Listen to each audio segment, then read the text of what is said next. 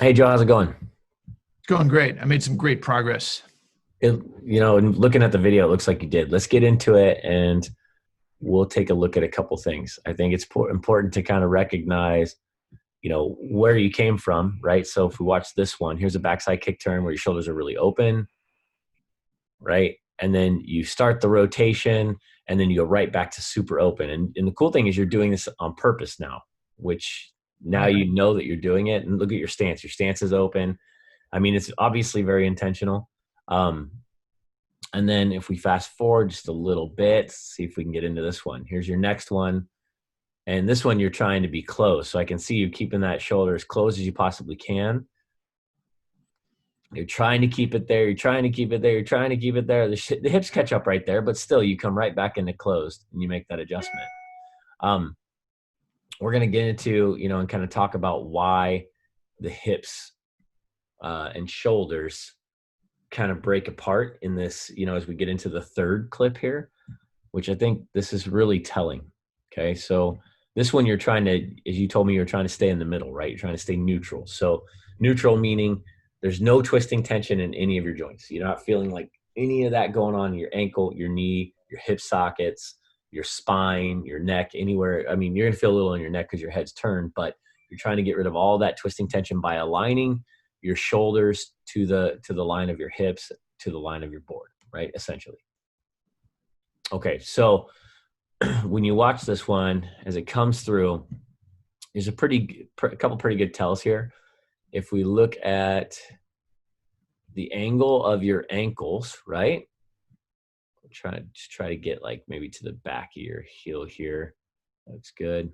Kind of go up your calf. Do the same thing here, middle of your toe. Go up your calf. And that's a heck of a lot more even than it ever was. Now, this hip right here is a little more open than the shoulder is, right? So if you think about the line of the shoulders here and versus the line of the hips here, kind of see how I'm motioning open versus closed, just a slightly different line. It's still there. And the only way this is going to close up more is if you bend this ankle more. You can't just force this hip to turn. It will only turn if you allow it to here. But there's a feel thing connected to that. So play around with that a little bit more. Go and really over exaggerate closing the hips, so turning the hips towards the toes, or opening the hips, meaning turning the hips towards the heels, the lead hip. Point the lead hip towards the toes by bending that lead ankle more than the rear ankle. If Okay. the lead ankle bends more than the rear, the hip will point towards the toes. If the lead ankle opens or extends more than the rear, your lead hip will point towards the heels. Make sense? And just see if you can just really own and play with that a little bit. Let me clear all my drawings. Let's go ahead and watch this one through. Okay, so you're going to see a frontside kick turn first, which is really good because right there, you got on your back foot a tiny bit. You're going to rotate the shoulders really aggressively. Here comes the backside kick turn. Let's see if we can get back into that. Okay. Go slow-mo here, and then I'll just do frame advance so we can really control it. All right. So right here, this is really cool. Cool to see a frontside kick turn. You start to aggressively turn your shoulders there. Let's watch where your shoulders stop turning. So they've stopped rotating relative to your hips somewhere in these last couple frames. And this is where you release the nose and the hips are going to follow the shoulders and probably play a little catch up, like right there. See how they caught up to the shoulders? Can you see that? It So looks this is like they're where actually past my shoulders when my board touches down. Is that right? they are, because your lead ankle is more open than your rear ankle, right? So, and this is simple biomechanics, like super simple. And, we don't have to be biomechanical experts to understand this. It's just simply that when your lead ankle is more open or more plantar flex, we talked about dorsiflex last time. Plantar flex is the movement when you extend your ankle, right? So if it's more open than the rear, then the hip obviously is going to point, towards the heel side edge. At least it should become more and more obvious to you. And so, but right here, the shoulders and hips now the shoulders have stopped. Look where you're looking. This is really cool too. So you really get a great kind of perspective. your vision is somewhere over here, right? Maybe you're looking at something out here, right? Your hips are kind of doing their thing going that way. The shoulders are doing their thing going this way a little bit. Now that's really awesome. This leads into a rotary sequencing discussion that's really important, because I don't think most people understand how the head, hips, and shoulders connect together and what that lead follow relationship is supposed to be. When you want to stop a spin, okay, it's really important that you do one very simple thing, and that is your head spots something. When that happens, your head stops turning, which will block your shoulders from turning. So now that you're looking down here, you've created this relationship where your shoulders, you're looking one direction. Your shoulders can only turn so far under your head before all this tension builds up. So if you kind of look right here in my little screen, if I look out this way, my shoulders can only turn to about there before my neck's all twisted up. So by blocking the head, I'm literally stopping the shoulders. Does that make sense? I've seen ballet dancers who will be staring at one point, their body, and then they do continuous 360s, and their head whips around, they stop, they do another one, it whips around, they stop. Is it something like that? Exactly right. That's exactly what they're doing. So now here's the thing. When they're trying to advance a spin and continue a spin, they do this really important thing. They never let the shoulders get ahead of the head. So that is to say that if the ice skater will spot one point, Mm-hmm. in the shoulders, for example, right now my head is leading my shoulders, right? Say this is my spot point. If my shoulders get all the way to here, now my lead shoulder has just taken the lead of where I'm looking, right? Now I'm creating this tension that's going to block the shoulders. I'm too late. I will slow the spin down. Now, if the ice skater does a good job, say I'm spotting the screen like I am right now, before my shoulders get past this perpendicular relationship between the shoulders, the ice skater turns their head again. Now, when they do that, they stay in a leading relationship to their shoulders. So if you're kind of envisioning or thinking about this, if we want to keep the turn going, the head just stays in the lead of the shoulders all the way through in this 90-degree relationship. So imagine the line coming out of my nose here, a line going out my shoulders here, I'm in 90, right? If I'm trying to rotate that way, I want to keep my head in the lead of my shoulders the entire time I want to rotate. Now, when I want to stop rotating, what do? Well, exactly what you did naturally. I spot over here, which stops my head. Then my shoulders will stop rotating. Then my hips will eventually stop rotating. Now, look, this is a really natural thing. The head stopped. The shoulders went past the head. The shoulders stopped. The hips went past the shoulders. You blocked a spin. You stopped a spin, whether you wanted to or not, or whether it was intentional or not, really. You did it perfectly. Does that make sense? This rotary sequencing thing is so important. Now, we can watch it on the takeoff going into this other one. So we can watch rotary sequencing on the way into this other one. Let me get it in position. Okay. So now watch the rotary sequence, and you do this excellently. Shoulders first, right? Then release. Then we should look. Then we should spot, right? Let's see if that happens. That is the sequence, by the way. It's shoulders, right? Shoulders, release, head is really kind of how it works. And your head's going to look in a little bit, which is what it should do before anything else happens. But right now you're kind of looking just ahead of your toes, right? Your toe side edge. Now, there's a little bit of that look right there, right? As we talked about. Now the shoulders are going to really start to go. There's the big shoulder move, right? There's the release of the board, which allows the hips to accelerate and catch up. And you're stopping the spin by looking right out here. Now look at the relationship of the shoulders. The head is looking somewhere down here. The lead shoulder won't go past the head. The hips won't go very far past the shoulders. And that's exactly what's happening here. So if we watch,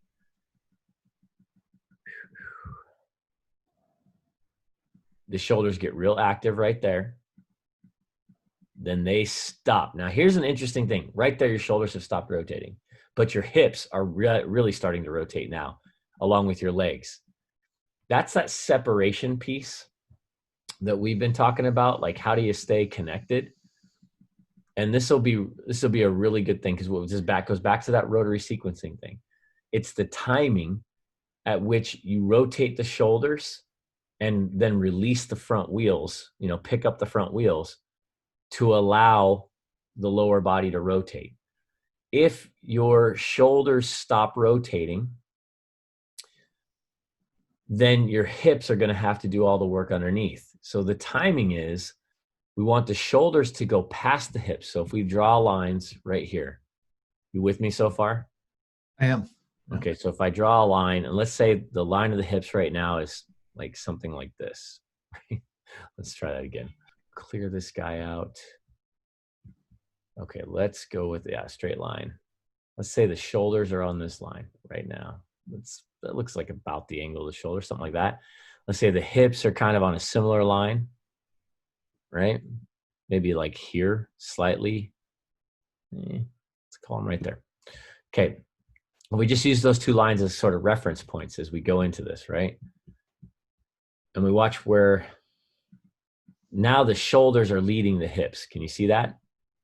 Right here, you can really see it right here. Oh, I can, yeah. So there's the relationship of that lead follow, okay?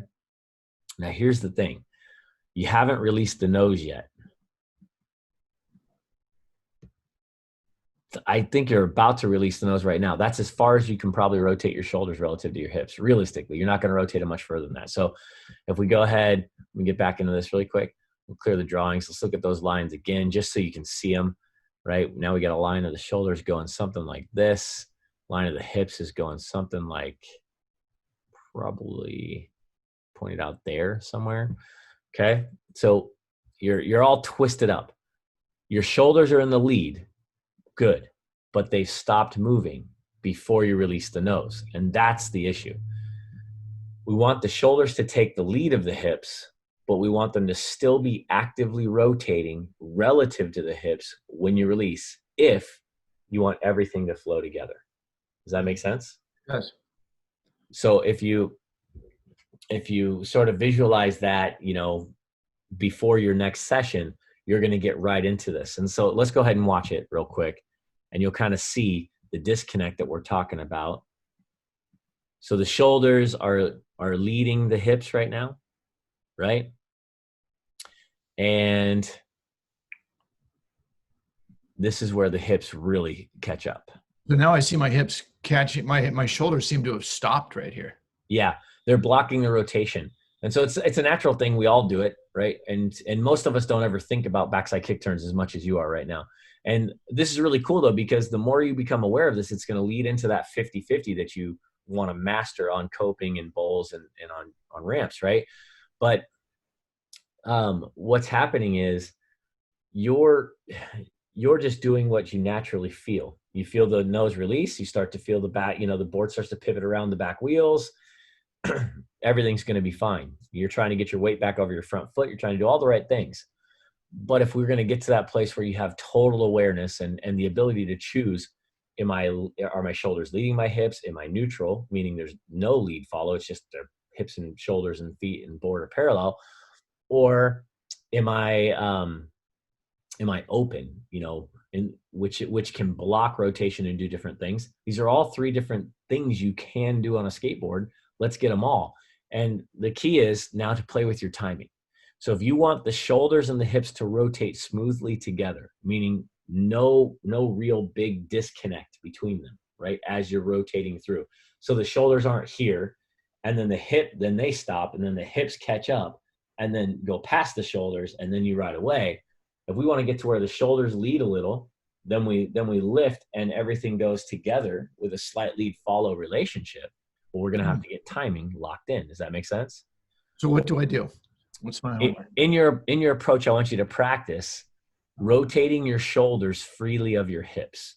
So this is a big one. So just, you can stand static, not rolling, just stand still and practice. Can you rotate your shoulders without rotating your hips, right? And then in just a straight pump, going back and forth, I want you to practice, can I rotate my shoulders and still just pump back and forth, just going straight back and forth? Okay, so can I rotate my shoulders? No. What's that? It seems like a trick question. It seems impossible. It's not impossible. You'll be able to rotate your hips without rotating your shoulders. And if you want, here, let me stop the share. Let me stop the share so you get a little bit bigger picture of me in your window, and I'll back up and show you. Can you see me okay right here? Fine. No okay, problem. So watch my hips. There's my hips moving, right? Now watch my shoulders. I'm going to move my shoulders without moving my hips. Oh, okay. I have this much range of motion, right? If you know, some people are more flexible than others, but there's the line. I can twist in the center of my spine freely without moving my hips, right? And if you look down, this will be an even better tell. Look down at my feet down here, okay? I'll stand on my little skateboard deck here. Can you see my feet okay? You need to move that chair a little bit. Okay, no problem. Okay. Got it. See my feet? I'm gonna stay in here in my socks. Now watch. If my hips rotate, I'm gonna rotate my hips. Now watch my ankles. You see what's happening? Right. So my ankles have to change along with my knees. They have to flex or extend to allow my hips to rotate. So now watch. I'm gonna rotate my shoulders. Now I know you can't see my shoulders probably in the screen, but I'm rotating my shoulders right now. Do you see my ankles changing? Not at all. That's the key. So if I want to rotate my shoulders without rotating my hips, I have to control what my ankles, knees, and hips are doing as I rotate the upper spine. So that's what key. I want you to break that apart. I want to see if you can get that. And then I want you to apply some timing when you practice your backside kick turns, okay? I want you to think about, can I open my shoulders on the way in and then slowly rotate, smoothly rotate until they pass my hips before I release the nose? And when I release the nose, are my shoulders still rotating or have I run out of range of motion? Yeah, I want you to practice seeing if you can actively open your shoulders without changing your hips, then slowly, smoothly rotate them into the lead before you release the nose in your backside kick turns. I want you to practice that, okay? And I want you to ask yourself this question. Are my shoulders in the lead of my hips before I pick up my front wheels to release the board into the kick turn? And do I still have active range of motion in the upper spine to keep rotating when I pick up the front wheels? If the answer to both those questions is yes, then you'll get a very fluid kick turn where your hips really don't catch your shoulders. If no, what's that? I have a question. When I was doing it just now, it looked to me in the video like my shoulders were rotating ahead. Yep. Until I lifted up my front of my board, and as soon as I lifted up the front of my board, it looked to me like my shoulders stopped for a moment. Yeah, and it did. And we want to actually keep the shoulders moving when I lift the front of the board, right? If you had lifted the front of the board a little bit sooner just before your shoulders had stopped rotating, you would have had a more fluid kick turn. And eventually that will turn into, let's say you want to spin like a 360 on your back wheels on the tranny for any reason. You want to just go up and spin around backside and come back down, switch, right? That to be able to do that, you're going to have that ultimate awareness of where my shoulders are relative to my hips when I release the board. Let's say you want to spin a 360 off a jump ever, right? Same thing's true. You're going to have to time it to where your shoulders wind up, they close past your hips, and that's when you snap your ollie into that spin, when your shoulders take the lead of your hips. And your shoulders are still rotating as you snap that ollie. And that's the critical piece. Are your shoulders rotating as you pop or as you ollie? And are they ahead of your hips before you start your ollie? In this case, in a kick turn, are your shoulders ahead of your hips before you lift the front wheels?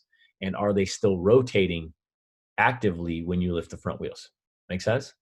Got it. I know. think if you can get to that place where you have some awareness of that, let's send me another video, because this is awesome. This is leading right into your ultimate overall awareness and control of everything that you want to do with the coping, with other tricks. I mean, if you can get this rotary alignment thing and just have a total awareness of what your ankles, knees, hips, and spine are doing as you skate, just think of the possibilities. Now, when you go to learn a new trick, you can actually, actually control where your shoulders are when you start the trick. You won't just be guessing at it. You won't always just be standing with your shoulders open.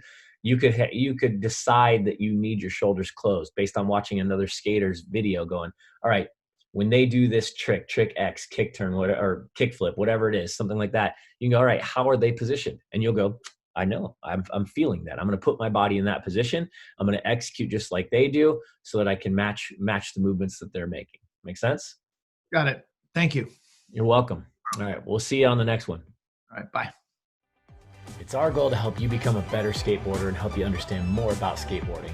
If you like this video, be sure to click on the links to our other videos and be sure to subscribe and share this with your friends. If you'd like to learn more about the United States Skateboard Education Association, please visit www.ussea.us, where you can become a certified coach. You can learn more about how to start skateboarding and learn more about helping others learn to skate.